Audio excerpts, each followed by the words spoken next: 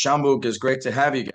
We actually have the star of the show tonight, Shambuk, with us. So we're gonna start the discussion. You guys gone through any screening or testing yourself?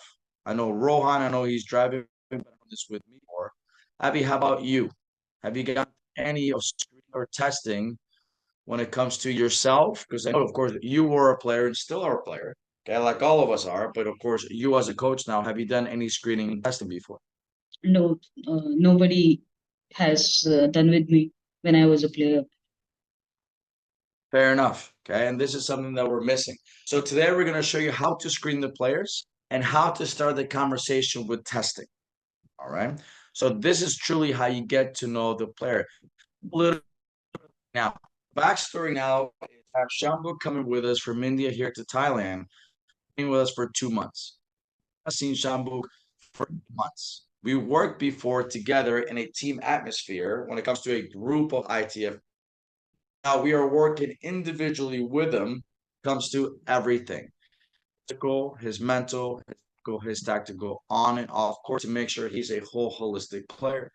So again, I've not seen him for 8 months, so I cannot go back and say I cannot go today and say this is what we need to do, this is what we need to do. I have to understand and learn the he's a brand new player to me. I have a good idea of what he used to do before, but I don't know anymore. The other fact is now I'm taking care of the whole physical component because, of course, we're not working with the whole entire team. You might say, well, how does that have to do with me? Maybe I'm not dealing with the physical component. Yes, but the physical is going to affect the on-court stuff that you do with the player. The physical will affect the on-court contents you do with the player. And we're going to get back to this. Right? So what is screening and what is testing? Any idea what screening is? I think it's done before the testing. It's absolutely done before the testing. The screening really is just a to picture and literally you take pictures, okay? And you do more stuff than that, but you literally take pictures of how anatomically the player looks like. What is it that they're doing? What is it that they look like when you put them into a position? Okay, what is it that they're going to what is it that they're going to look like when it comes to balances and imbalances? Can they form an action and actually stay in the quote unquote anatomically correct position? Or are they off balance? Do they have now are they overdeveloped on one side of the body or the other, which a lot of our athletes, of course, are? So here's a question for you guys. Where do you think tennis players, because again, this is a player that's played for a long time, and we see screening, where do you think tennis players are mostly overdeveloped and mostly underdeveloped? It's like on the dominant side. It's suppose I'm a lefty, my dominant hand will be more developed as compared to my right hand. Okay, so you're left because again, and Abby, you're a lefty. So right, the left arm is going to be more overdeveloped for you, right? And of course, the right arm is going to be a little bit more underdeveloped. Now, here's another question for you: Is you play two hands or one hand? Backhand? Yeah, it's the back end. I apologize. You play in the back end two hands, okay, or one Yes, hand. two hands. And even you say, well, my left side is going to be more overdeveloped than my right. Think about the players that play a one hand the back end, like me. Then you truly have some underdevelopment when it comes to one arm or the other. Now, here's the next question for you. Why is that such an issue? Why can't we just say an issue with having an imbalance when it comes to the body?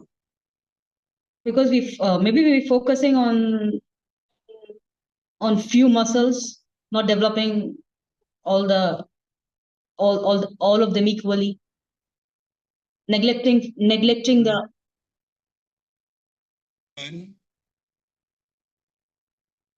we neglect the other areas sometimes. Yes, but why is that? You're completely correct. But why is this so important?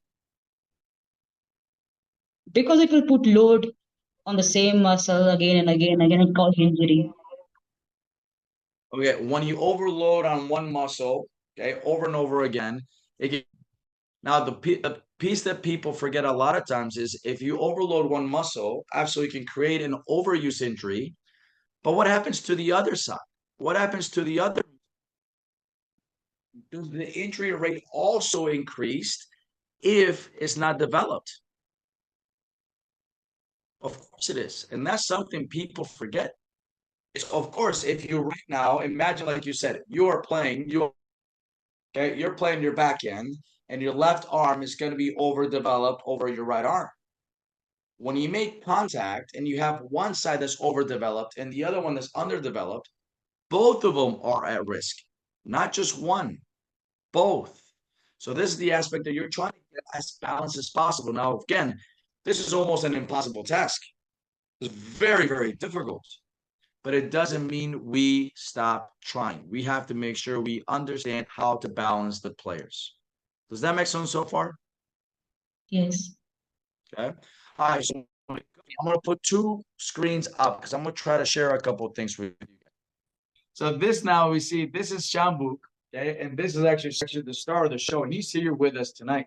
Something that we talked about before. He's a very comfortable young man. He's 16 years old. Of course, this is with with his permission, parents' permission. They trust, they understand. And so this is something when you're talking to the player, you do have to be careful with this as well. We do this a little bit more with the older players, or if we do a screening like this, we do this with the younger ones with the parent there. So keep that in mind. Make sure we understand that the parent should be there. Okay. Now, in his case, is a little bit older. We get consent, okay, to make sure we're able to do something like this. With women, okay, then when we do an evaluation, we really have them on their sports bra. So we're able to see, you'll see this later, their scapula and their shoulders, okay, to see exactly where they're at. So again, you have to make sure that A, the player is comfortable, and B, when you talk to the parent, the guardian, that they're, of course, they're comfortable, and hopefully they can be there with you to do this. When you do this, you do want to also do it. We used to do a lot of screening actually on the court so other people can see you. You as a coach do not want to put yourself in a private room doing something like this. Keep this in mind. This is to protect you. Okay. In order to create a balance, all the area of the body, the coach needs to know anatomy also, right? Absolutely. Okay. If you know anatomy, it's going to help you tremendously. It's going to help you tremendously. And again, and you don't have to be a full-on expert when it comes to everything. That's not the idea. The idea is for us to know exactly what muscle groups are important where. And if there are technical deficiencies, are there technical deficiencies because of technique, so skill, or are they technical deficiencies because of the physical inability to do certain things? Does that make sense? Yes. Okay, so for example, we spend a lot of times, we saw this even today. Coaches spend a lot of times on the toss, on the toss, on the toss, on the toss. Oh my goodness. I mean, it's incredible. Such a waste of time. Instead of understanding, for example, Wushambu is a perfect example. We'll show you his serve a bit. Okay, that he actually struggled loading on the right glutes to put himself back into equilibrium, where then he can actually go up and meet this. So he struggled with the center mass. The moment he tossed, everything went forward. So the center of mass then also went forward. It went away from the body, okay, in two directions, okay, sideways. So imagine the baseline's here. It's going this way, and it's also going towards his left. This is why tosses, when you see players, they toss actually in front of them and to the right as right-handers. For you, Abby, it'll be you'll toss the ball, okay? You'll toss the ball towards your left, and it'll go that way. And then when you try to overcompensate, then you start tossing the ball behind. At the end, it's not a tossing issue, it's a loading issue. So there is not a technical issue, it's a physical issue. Now, there's a difference, of course, with beginner players. If they're bending the elbow or rolling the wrist, then of course it can be a tossing issue where they just do not understand the releasing arm yet. But once they get that, and most players or most athletes get that pretty quickly, you have to move on. Okay, we've all done this. We're all guilty of it. Where you put a racket down, you toss and let the ball fall. That is an absolute waste of time. Unless it's a pure beginner, understanding how the mechanics of the arm work, that's all you should be working on the toss. The rest of it should be, can you toss with one side, of course, and can you load on the other side? That way you put yourself in the center of mass between your head and your ass in one single, okay, in equilibrium. That'll be the idea. Does that make sense? Yes. Okay. All right, so getting back to screening, you look at a player like you see like Shambuk. Shambuk's a very, very good player. Okay, like we said, an ITF player. But here you see him, and you might say, well, what does this tell me as a coach? Right now, I see a lot of good things, but also I see a lot of things that are going to be discrepancies for him to play really well. Okay, I want you to spend 20 seconds here and start thinking about what are some imbalances that you see in his body. What are some things here that you're like, oh, you scratch your head and said, maybe this is not the best thing? Again, we want to highlight the good things, but let's get to the meat and potatoes of this today. Because he's got some very good things, but like we said, he's got some things he's got to work on. What do we think? I can see his body is little bit shifted towards the right side. That's very interesting. You think his body shifted a little bit more towards the right side. What makes you say that, Abby? I would agree with. What makes you say that? Because I think maybe he's a right-handed player. Ah, very interesting. Keep going with these ideas. This is really good stuff, Abhilasha. Keep going. Yes, this left shoulder is up. The left shoulder is above the right. Oof. His elbow is like I can see the more space on the right side as Okay. left. I would agree. Maybe it's a little bit of the angle that we took it at too. Okay. So make sure, of course, you do this really well. I would agree though. Okay. All right. Now here's a question for you. As you take a look at this, and you gave us some really good information, how does that affect what you do on and off the court with this player? And let's really take it on the court first. So you look at him, you say, okay, he's shifting over to the right side. The right shoulder is a little bit lower. Okay. From there, how does this affect his playing ability? His lower part of the body, his legs are bending on the left side, the right one. The right leg is actually collapsing inside. This is why, by far, one of the most important pictures, okay, screenings you can do with a player. This happens with most players. They're underdeveloped when it comes to the hips and when it comes to the glutes. Okay, and we're going to get to this in a little bit. All right, so let me actual screening here. This again, we do for all the high-level players. Okay, this is his front side. You see his picture right here. Okay, and now to Abby's point, okay, can you guys see okay or no? You notice the right shoulder, just like you said, okay, Abby, and for the rest of the coaches here, do you notice the right shoulder is down a little bit compared to his left? Wait, he's a right-handed player. Keep this in mind. When you look at your higher level players, most of them, okay, are going to be, as they're there, they're going to have the right shoulder. You see, like even me, I'm trying to stay with good posture here for the video, and you see me right, okay, I'm completely like this, okay? Completely overloaded here because of so much internal rotation that we do with our strokes. Think about how the shoulder moves with the ball and socket joint. Think about our forehands. Here, of course, Abby, you be the reverse, you be your backhand. Huh? Think about the serve. Okay, what a lot of coaches call pronation. Again, it's not pronation, it's internal rotation of the shoulder. We're rotating the shoulder inside, okay, going into the body. So this is where it becomes very, very tight when it comes to his major pectoral.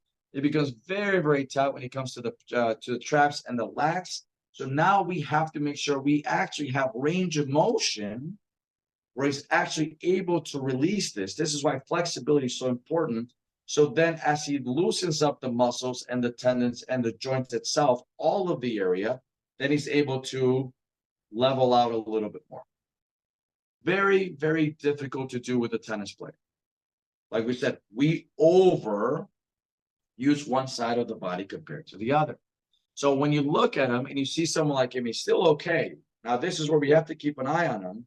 But then you look at someone like me, who's hit by a million more balls than he has, literally, and have not taken care of myself. Now, especially as an old man, you see how my shoulder droops. Okay, so this is what we call shoulder drooping, okay, a drooping shoulder.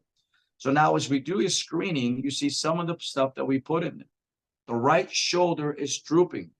Could be a depressed scapula on the right side. Now you might say, as a tennis coach, what are you talking about? This information or this language is too high for me. No, it's not. We have to know these are basics. These are basics. Because the right shoulder is down, this might mean that there's a depressed scapula. Depressed scapula means that the scapula itself, the shoulder blade, is also down. This is going to affect the range of motion when he serves. So if we go out there and are trying to correct the toss, and we're trying to correct, okay, the other aspect is the elbow not dropping, without understanding his body, you're wasting time. And at the end, the player will struggle correcting this. If anything, they'll get worse. You'll get more frustrated at the player. The player's going to get frustrated with you. And guess what happens to the relationship? The trust starts to dissipate. It starts to disappear. We have to understand what the primary problem is, and we have to understand what the primary solution is. For him right now, the primary problem is we're dropping the shoulder. Let me show you what a depressed scapula looks like. You see his back? You see, this is the shoulder blade right here. You notice the left, you notice the right. The right is more pronounced, but look the bottom of the shoulder blade to the left. And look, if I draw a straight line, it reaches kind of the middle of the shoulder blade. You see the shoulder, like we said, is down. So, now on the right side, it is more developed. Yeah, it's overdeveloped. And it's overdeveloped parts of it. No, let me take this back. I'm so sorry, Abby. The back is actually underdeveloped on the right side. If you were to say the interior, so his right pectoral, okay, right here, this is overdeveloped. When it comes to part of the pectoral is overdeveloped. The shoulder's overdeveloped. You're going to see something called rounded shoulder. Okay. So from here now, the scapula actually doesn't pull up, it pulls down. It's weak. Okay. The back muscles, the lats and the traps, do not allow the scapula to come up. So in other words, the imbalance between the front and the back have made now that shoulder blade very weak, and it depresses, it comes down. Does that make sense? This will affect the serve. So now, what are some simple exercises we can do? Give me some I's, some Y's, some T's, some W's. Anything you're working to make sure you really build the scapula, you build strength and stability in the scapula. This is something that has to go into his planning. So again, for a player now coming over and says, I need to work on my serve, before I ever looked at a serve, we want to look at a screening. We want to see as an athlete and a tennis-specific athlete, where is he at?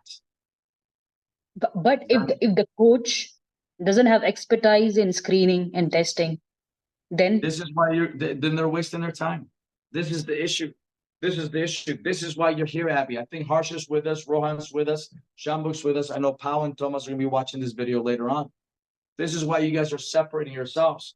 Yeah, I'll give you a quick story as we move on. I was down in Germany. I won't say where. This is years ago, though. And we're at this very famous academy. And I saw the coach, and the coach meant well. I thought he was a good coach. But he was working, actually, believe it or not, with an Indian player, lefty female. And they were getting very frustrated. Because as she tossed the ball, the loading arm and the loading pace came down. She was a lefty like you, Abby. And as she tossed, the elbow came down. And all he was telling her the whole time was, keep the elbow up, keep the elbow up, keep the elbow up. Guess what? Anatomically and biomechanically, she couldn't do it. If you were to have her screen, if she were to take her shirt off and do the screening there, I guarantee you there would have been depression on the left scapula. There would have been. The left scapula is underdeveloped, the whole shoulder area. So now you see the player, or excuse me, the coach started to actually raise his voice at the player. The player did not feel good, and you can tell she was very, very upset. So you know the relationship, most likely at least that day, was not good. And who knows if it led on to a future point in time where they're still working or not. But it was not a good day for them at all, because the coach did not understand this. This is why now a tennis coach, on the court coach, better know the physical components of screening. Because if you do not know it, you are doing a whole disservice to yourself as a coach for the information you want to give to the player. And of course, you're doing a whole disservice to the player because you're wasting their time. What about hiring strength and conditioning and then physiotherapist? And Absolutely. Absolutely. We tied our strength conditioning team. We brought in physios and, of course, the tennis coaches. And guess what we did? We all trained together. When we had meetings, you and I talked about this. Okay? We had a total of 3 meetings per week. Okay? One of them, everybody had to be present. Everybody. Because the strength conditioning coaches to us are not strength conditioning coaches alone. A strength conditioning coach that does not specialize in tennis, to me, is pretty much a waste. So sorry, it is. Because they do not understand the tennis body, they do not understand the tennis needs, and then they're not able to put a curriculum together to make sure you train the tennis athlete the same, the correct way. We called our strength conditioning coaches, they were tennis coaches also. That's what we call them. Our physio was a physio specialized in tennis. But at the end, they were all tennis coaches. So if you have the ability and the atmosphere to really get a team like that, that is the world. It is awesome. It is utopia. But let's face it, most of us don't have that ability to get a repertoire of all these specialists in one team. We don't. So this is why. As you said, even we hire strength and conditioning coach and physio. Maybe they will not. There is no guarantee that they have expertise in tennis. So coach needs to know. Absolutely. This is why when strength conditioning coaches come to me, and I've had a lot of them that want to jump on these webinars, say, well, I can talk about this. I'm like, don't waste my time. Do not waste the coaches that are here. Do not go out there and waste the players' times that are going to watch this later on. Sorry, you're a general strength and conditioning coach. That is not good here. Now,